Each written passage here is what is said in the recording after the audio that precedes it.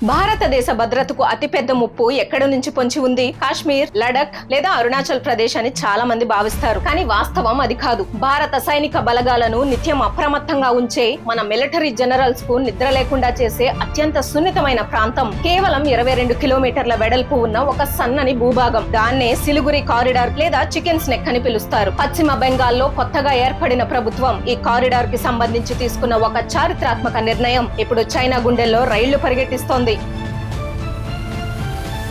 భారతదేశ ప్రధాన భూభాగాన్ని మన 8 ఈశాన్య రాష్ట్రాలతో అనుసంధానించే ఏకైక మార్గం ఈ సిలిగురి కారిడార్. పశ్చిమ బెంగాల్లో ఉన్న ఈ ప్రాంతం వెడల్పు మహా అయితే కేవలం 20 నుంచి 22 కిలోమీటర్లు మాత్రమే. దీనికి చుట్టుపక్కల నేపాల్, భూటాన్, బంగ్లాదేశ్ ఉన్నప్పటికీ మనకు అసలు ప్రమాదం అంతా పైనున్న చైనాతోనే. మ్యాప్ ని నిశితంగా గమనిస్తే చైనా నియంత్రణలో ఉన్న చుంబి వ్యాలీ అచ్చం సిలిగురి కారిడార్ వైపు గురిపెట్టిన పదునైన కత్తిలా కనిపిస్తోంది. 2017లో జరిగిన డోక్లాం ఇష్యూ మీకు గుర్తుందా? అప్పట్లో 73 రోజుల పాటు మన ఇండియన్ ఆర్మీ చైనా ఆర్మీతో ఎందుకంత విరోచితంగా పోరాడిందో తెలుసా? ఒకవేళ ఆ రోజు చైనా డోక్లాం పీఠభూమిని ఆక్రమించి ఉంటే అక్కడి నుంచి వాళ్ళ ఫిరంగులు డైరెక్ట్ గా మన చికెన్స్ నెక్ మీద పడేవి. అందుకే మన మోదీ ప్రభుత్వం అప్పట్లో అంత అగ్రెసివ్ గా చైనాను అడ్డుకుంది. చైనా వాడే స్ట్రాటజీని సలామీ స్లైసింగ్ అంటారు. అంటే ఒకేసారి యుద్ధం చేయకుండా కొంచెం కొంచెంగా మన భూమిని ఆక్రమించడం అన్నమాట. ఒకవేళ భవిష్యత్తులో పాకిస్తాన్, చైనా కలిసి ఒకేసారి మన మీద 2 ఫ్రంట్ వార్ ప్రకటిస్తే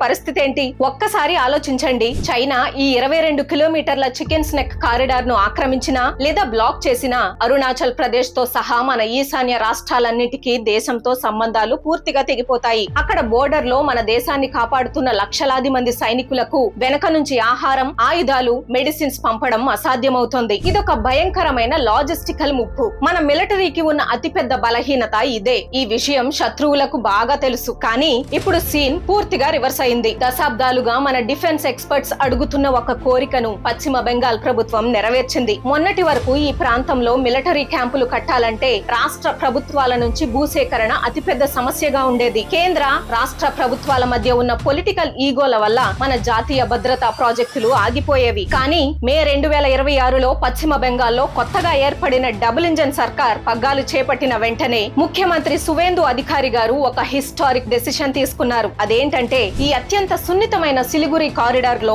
ఏకంగా 120 ఎకరాల భూమిని కేంద్ర ప్రభుత్వానికి, రక్షణ శాఖకు బదిలీ చేశారు. ఈ 120 ఎకరాలు కేవలం మట్టి కాదు, ఇది మన దేశ భద్రతను కాపాడే ఒక బ్రహ్మాస్త్రం. రక్షణ శాఖ ఇక్కడ 3 భారీ వ్యూహాలను ప్లాన్ చేస్తోంది. Number 1, integrated military and logistic hub. ఈ 120 ఎకరాల్లో పెద్ద పెద్ద అండర్ గ్రౌండ్ ఆయుధ కర్మాగారాలు, బరువైన ట్యాంకులు పార్క్ చేయడానికి భారీ స్థలాలు, మన ఆర్మీ జవాన్ల కోసం ప్రత్యేక బేస్లు నిర్మిస్తారు. Number 2, zero response time. రేపు యుద్ధం వస్తే మెయిన్ ల్యాండ్ నుంచి ఆర్మీ ట్రైన్స్, బస్సులు వచ్చేదాకా వెయిట్ చేయాల్సిన పనే లేదు. ఆల్రెడీ మన జవాన్లు, ఆయుధాలు ఇక్కడే మోహరించి ఉంటాయి. కాబట్టి చైనా ఏ చిన్న తప్పు చేసినా నిమిషాల్లో ధీటుగా బదిలివచ్చు. నెంబర్ 3, హైటెక్ నిఘా. ఈ ప్రాంతంలో 24 గంటలు హైటెక్ రాడార్లు, డ్రోన్లు నిఘా పెడతాయి. చుంబి వ్యాలీ నుంచి బంగ్లాదేశ్ బోర్డర్ వరకు ఏ చిన్న చీమ చిటుక్కుమన్నా మనకు తెలిసిపోతుంది. దీని వల్ల మనం కేవలం శత్రువుల నుండి రక్షించుకునే డిఫెన్సివ్ స్టేజ్ నుంచి అవసరమైతే ఎదురుదాడి చేసే యాక్టివ్ డిటరెన్స్ స్టేజ్ కి మారిపోయాం. ఒకప్పుడు వీక్ పాయింట్ గా ఉన్న చికెన్స్ నెక్ ఇప్పుడు చైనా గుండెల్లో వణుకు పుట్టించే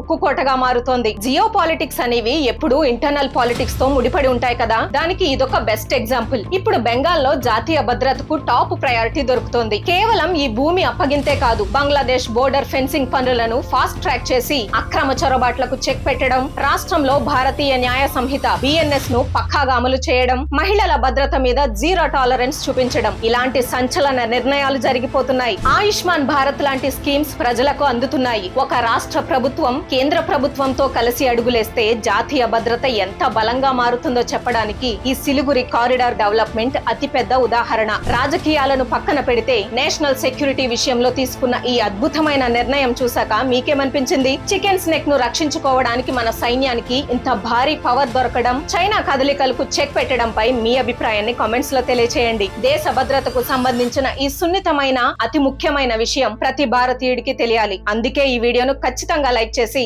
అందరికీ షేర్ చేయండి. ఇలాంటి ఎన్నో ఆసక్తికరమైన జియో పాలిటికల్ విశ్లేషణ కోసం మన ఛానల్ ని సబ్స్క్రైబ్ చేసుకోండి. జై హింద్.